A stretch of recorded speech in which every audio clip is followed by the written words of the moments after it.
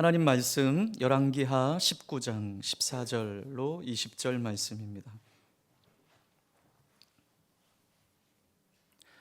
열왕기하 19장 14절로 20절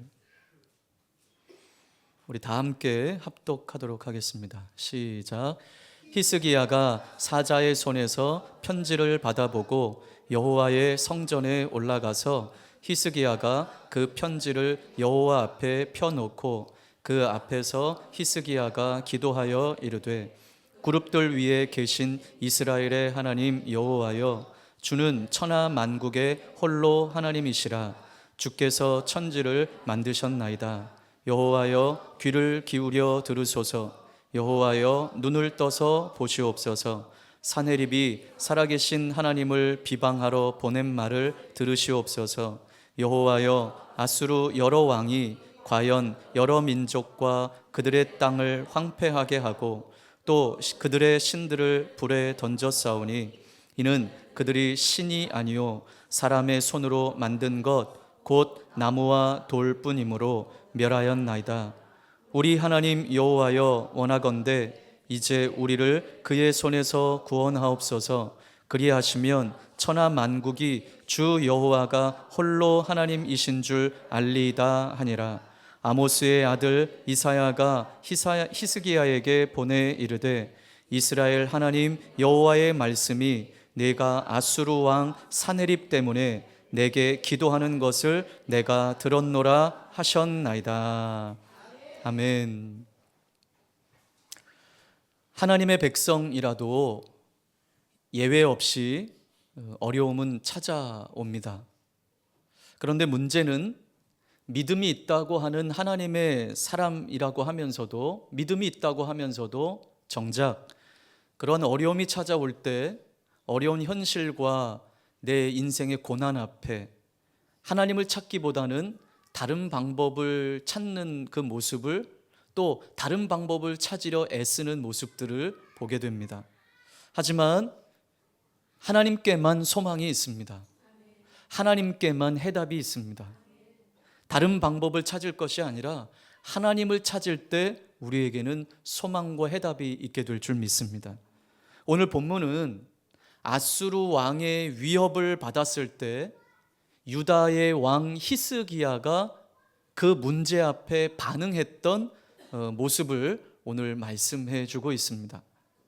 히스기야는 아수르 왕 사네립이 하나님을 모욕하고 그리고 자신에게 항복하라고 하는 위협적인 편지를 히스기야가 받았어요.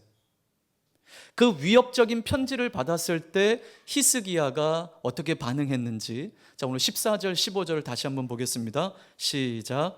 히스기야가 사자의 손에서 편지를 받아보고 여호와의 성전에 올라가서 히스기야가 그 편지를 여호와 앞에 펴놓고 그 앞에서 히스기야가 기도하여 이르되, 하나님을 모욕하고 나한테 황복하라 라고 하는 아수르 왕 사네립의 그 위협적인 편지를 받고 오늘 히스기야가 어떻게 했습니까? 성전을 향하여 올라갔습니다.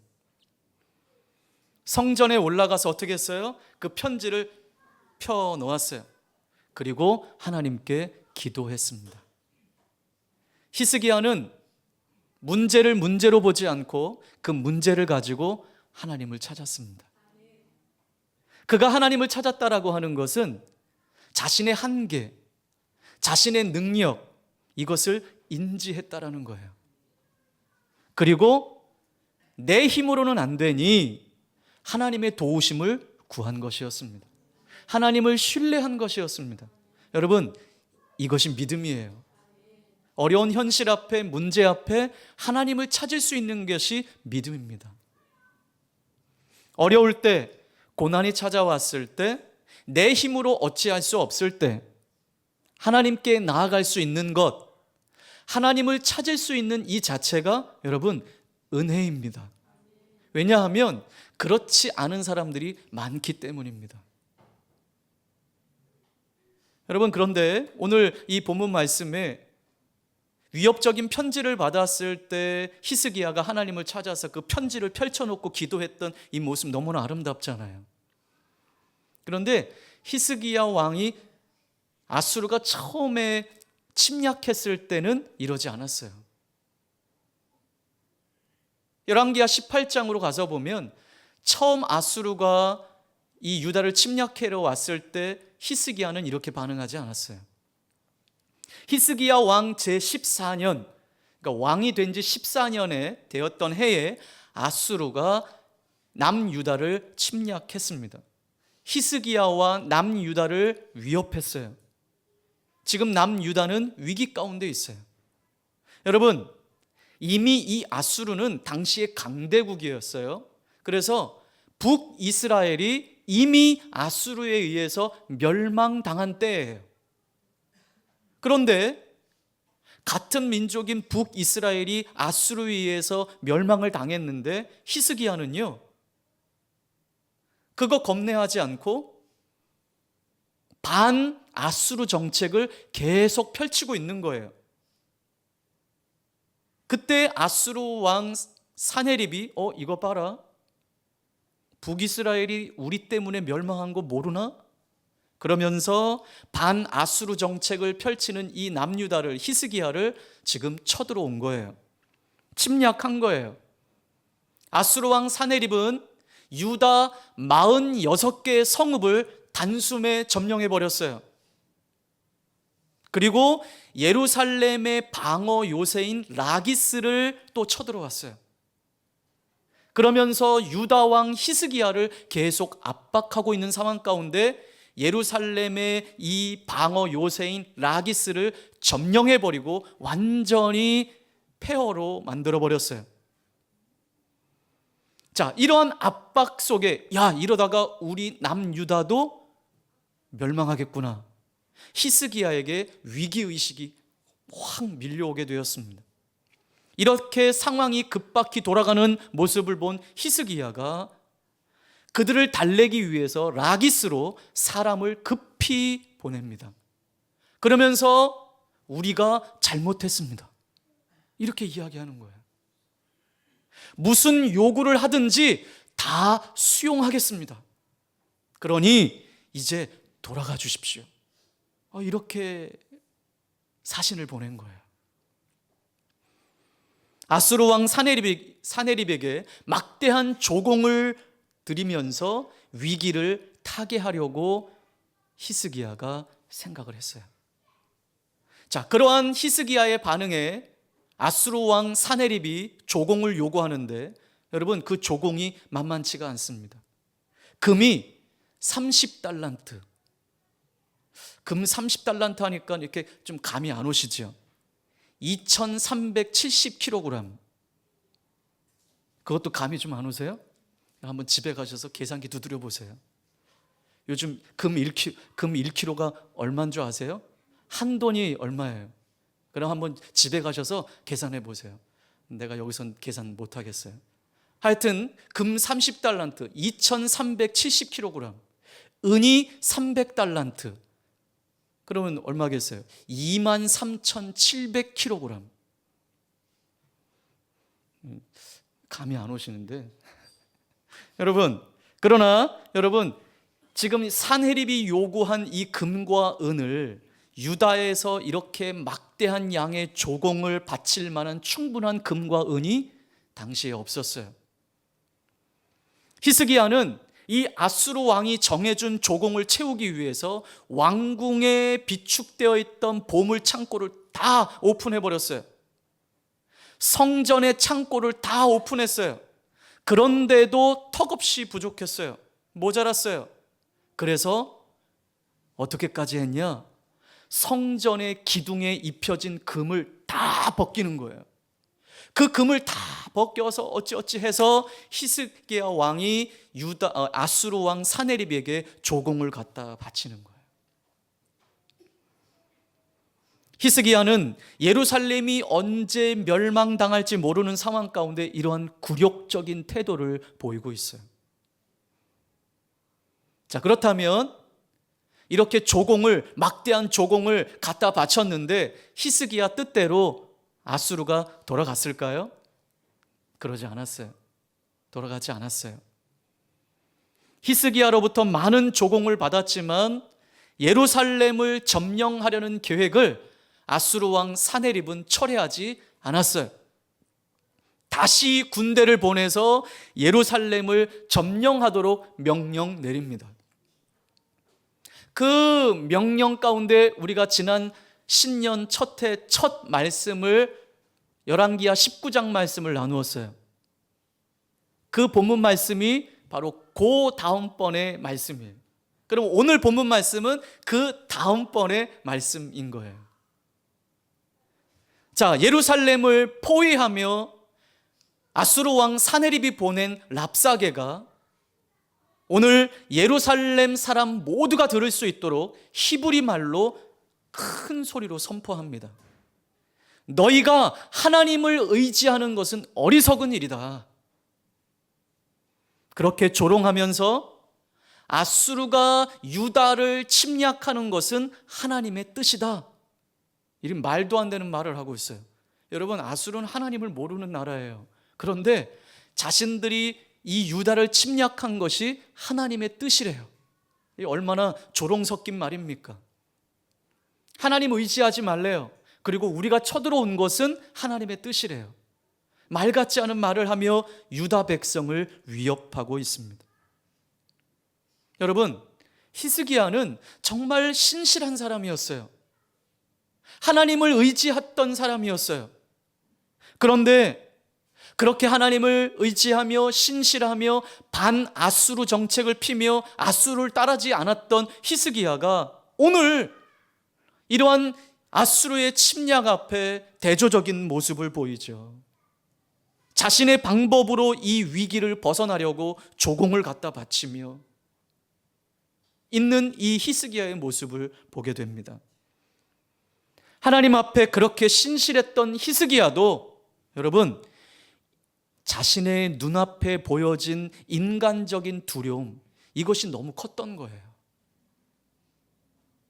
눈앞에 보여진 이 두려움이 너무 컸기에 하나님 앞에 한번 제대로 기도해보지도 않고 나라의 창고를 다 털어서 성전 기둥에 입힌 금까지 다 벗겨가며 아수르에게 조공을 바치며 아수르를 회유하고 있는 이 히스기야의 모습. 그런데 그의 뜻대로 되지 않았다는 게 문제죠. 재정은 재정대로 탕비해버리고 또 제대로 뒤통수를 맞게 되었습니다. 여러분, 우리의 삶이 바로 이렇지 않습니까? 위기 앞에 너무나도 조급합니다. 아브라함이 하나님께서 주신 약속이 있었음에도 불구하고 그 약속이 시간이 흘러도 이루어지지 않자 그는 조급함 나머지 이스마엘을 얻게 되잖아요. 여러분, 우리는 하나님의 약속을 붙들지 않고 말씀을 붙들지 않고 하나님을 찾지 않는다면 이처럼 위기 앞에 우리의 마음이 조급해질 수 있습니다. 그래서 이 조급한 마음 때문에 하나님은 보이지가 않아요. 그래서 두려운 상황만 보이게 되는 거예요. 어려운 상황만 보이게 되는 거예요. 문제만 보이게 되는 거예요. 그리고 나를 힘들게 하는 사람만 보이게 되는 거예요. 어려운 환경만 보이게 되는 거예요. 사정이 너무 다급해지면 믿음이 있다고 말하는 사람들조차도 이렇게 본능적으로 자신의 인간적인 수단을 찾게 되는 것이에요. 어려운 문제와 위기를 만나면 빨리 해결하고자 하는 그 조급함 때문에 하나님을 찾기보다는 나의 방법을 찾기 쉽다라는 것을 우리는 인지해야만 합니다. 하지만 우리 이 말씀을 시작할 때 여러분, 모든 해답은 누구에게 있다고요? 하나님에게 있습니다. 모든 문제는 하나님의 큰 그림 안에 있습니다. 하나님의 섭리 안에 있습니다. 그래서 하나님의 시선으로 문제를 볼 수 있어야 합니다. 모든 문제는 하나님의 방법으로 해결해야만 합니다. 그래야 풀려요. 그래야 완전히 풀려요. 자신의 힘으로 이 아수르의 침략을 회유하며 돌려보내기를 원했던 히스기야의 방법은 통하지 않았어요. 그러나 이제는 더 늦지 않게 히스기야는 다시 침략한, 그리고 와서 하나님을 조롱하고 자신에게 항복하라고 그렇게 조롱하며 위협적인 편지를 보내온 지금 이 상황 앞에 히스기야가 어떻게 했다고요? 성전을 향해 올라갔어요. 그 편지, 위협적인 편지를 펼쳐놓고 하나님 앞에 기도하는 거예요. 아수르 왕 사네립의 최후 통첩을 받은 히스기야는 군대를 향하여 올라가지 않았어요. 성전을 향해 올라갔어요. 협박 편지를 받고 그 편지를 그대로 하나님의 전으로 가지고 올라가 하나님 앞에 펴 놓았습니다. 기도했습니다. 히스기야는 그러면서 먼저 어떤 기도를 합니까? 하나님이 어떠한 분이신지를 선포하고 있어요. 15절, 15절 우리 함께 같이 합독하겠습니다. 시작.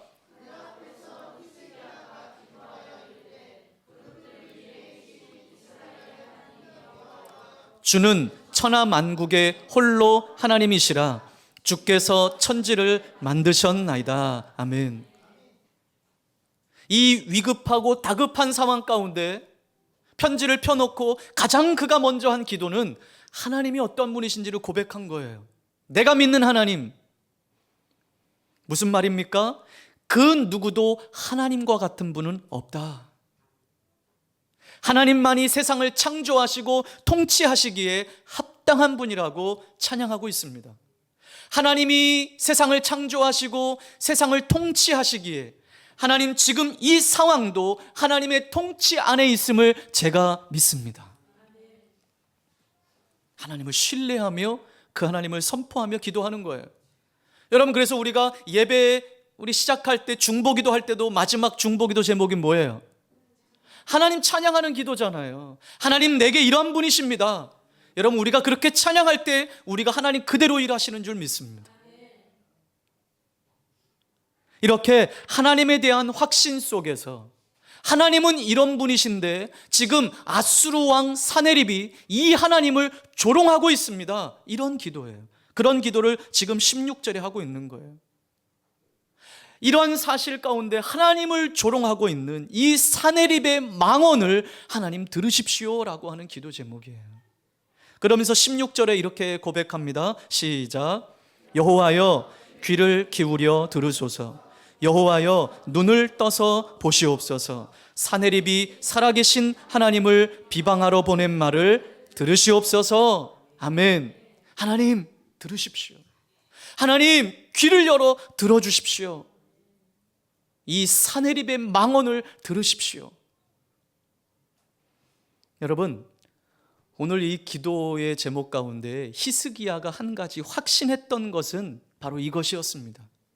하나님은 살아계셔서 내 기도를 들으시고 모든 상황을 보고 계신다라고 하는 이 확신이 히스기야에게는 있었습니다. 하나님을 신뢰하는 우리에게도 이 믿음이 있길 바랍니다. 하나님이 내 기도를 들으신다. 그리고 내 모든 상황을 보고 계신다. 그런데 그 하나님과는 반대로 무력한 이방신들은 어떤 것인지 17절 18절에서 히스기야가 고백합니다. 시작. 여호와여 아수르 여러 왕이 과연 여러 민족과 그들의 땅을 황폐하게 하고 또 그들의 신들을 불에 던졌사오니 이는 그들의 신이 아니요 사람의 손으로 만든 것 곧 나무와 돌뿐이므로 멸하였나이다. 아멘. 아수르가 여러 나라를 점령했어요. 그리고 그들의 신상들을 탈취했어요. 이거 어떻게 된 건가? 그 나라의 신들이 그 나라를 지켜주지 않았다라는 거죠. 그러면서 고백하기를 그 신상들은 사람의 손으로 만든 나무와 돌뿐이기 때문입니다. 그러니 하나님은 그렇지 않다라는 거예요. 하나님은 살아계셔서 내 기도를 들으시고 내 상황을 보고 계신다라는 것이죠. 이렇게 하나님과 이방신을 대조하면서 하나님이 어떠한 분이신지를 선포하면서 하나님, 내 기도를 좀 들어주십시오. 나를 좀 도와주십시오. 그리고 나서 히스기야는 하나님께 이렇게 간구합니다. 19절 시작.